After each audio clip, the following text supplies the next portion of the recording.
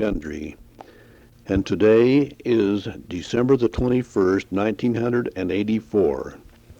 I have been asked by several members of my family, and especially my grandson Ryan Gundry, to please tell of some of the experiences that I had while serving in the Army of the United States of America during World War II. As a preface,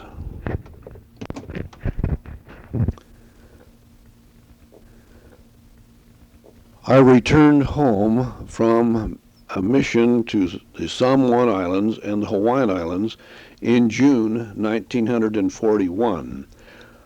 I necessarily registered for the draft. At that time, England and Germany and France were at war. I tried to enlist in the Navy as a yeoman, but I was turned down because I had flat feet. I was later inducted in the United States Army on July 9, 1941, and spent my first Sunday in the Army with blue fatigues, washing dishes at Fort Douglas, Utah. I was sent to Camp Roberts Infantry Replacement Training Center in California. Camp Roberts, which is located about midway between San Francisco and Los Angeles, close to the Pacific Ocean, has many rolling hills around it, which makes it ideal for any type of training. The basic training was to consist of 13 weeks, and then the trainees would be shipped out to be used as replacements in the various theaters of operation. I was assigned to the 83rd Infantry Training Battalion. It was an extreme challenge of change of lifestyle.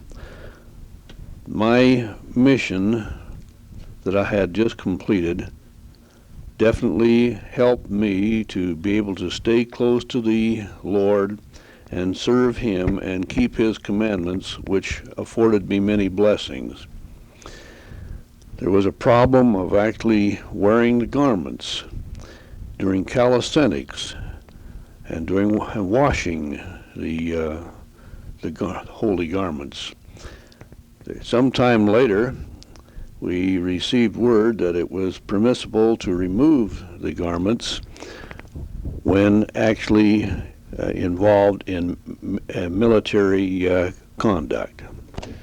A great highlight for me was when Brother Hugh B. Brown of the Council of the 12 Apostles visited the camp and gave us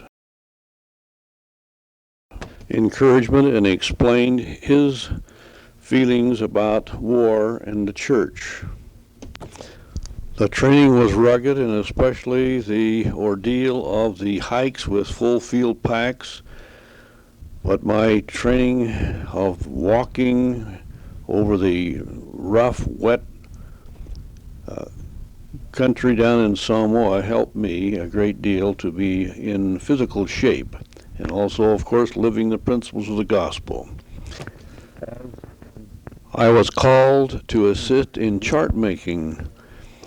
This was because of the experience that I had had and was noted on my classification card of mechanical drawing classes that I'd had in high school. A little bit later, I was called to be a company clerk, and this was before I was even eligible to be a corporal. I might just mention at this time that an inductee's pay was $21 a month. A corporal's pay was $32 a month. It wasn't long until I was transferred to the headquarters company of the Infantry Replacement Training Center, and I worked in the classifications and personnel sections.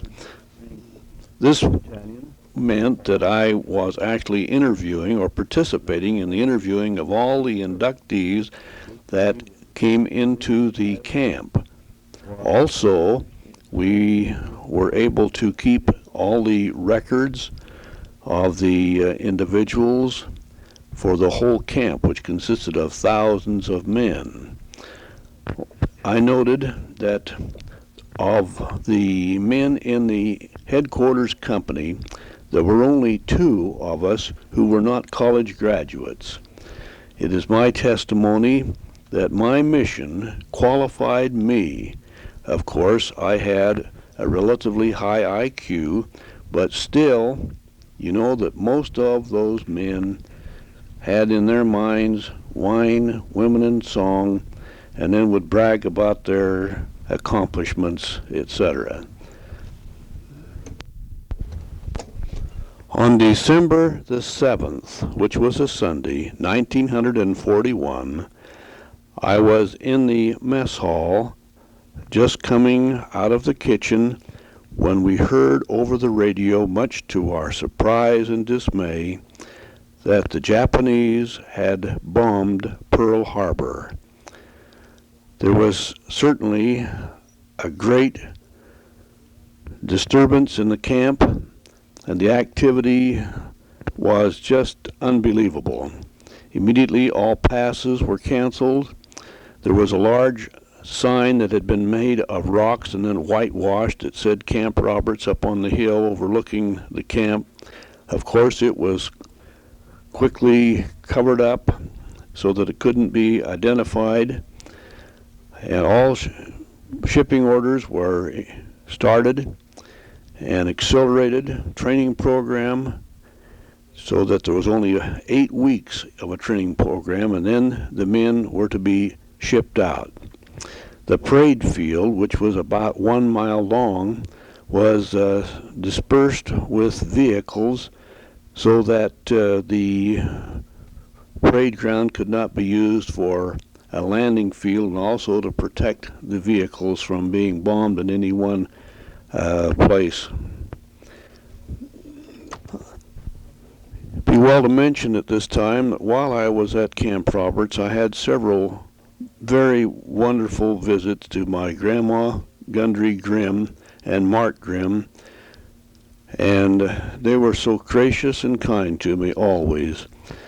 It was always fun to visit with them, and they treated me great. They had my special foods when I was for me, and especially I used to like those seedless grapes, and they'd always have a bunch of those seedless grapes for me.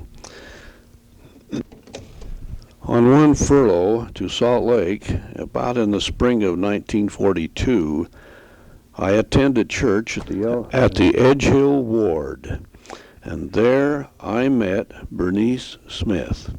I was immediately attracted to her and asked if I could walk her home. There at 2017 South on 17th East, I met her family, the Smiths.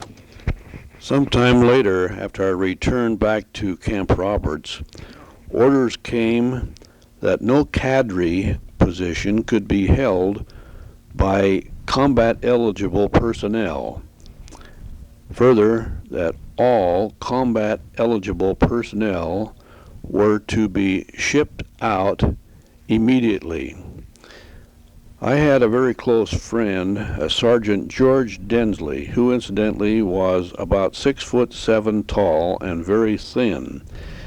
He came from a long line of Army people. His father had been a full-time Army career man, and he had to have special permission to get into the Army at that time because of his height.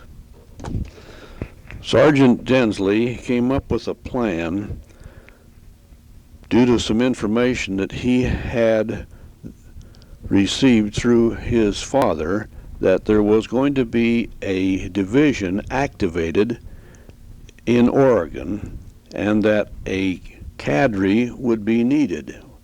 When I say the word cadre, I mean the basic personnel to man the division that would be able to receive the trainees and mold them into actually a working organization. The plan was that we would ask for a voluntary reduction in rank to that of a private and request that we be shipped out to the then known Camp Adair, where the division was being activated. Of course, we would have no guarantee of ever receiving a rank or just what we might do. But as Sergeant Densley said, we would be assured of one thing, that when we did go into combat, we would be in combat with a fighting group that we would have trained with and not just go out as a replacement. I remember that I prayed earnestly about this and received an answer to my prayer that I should go ahead. And so I cut my own orders, or that is, I typed my orders that I would be reduced to the rank of a private and shipped out to Camp Adair, Oregon.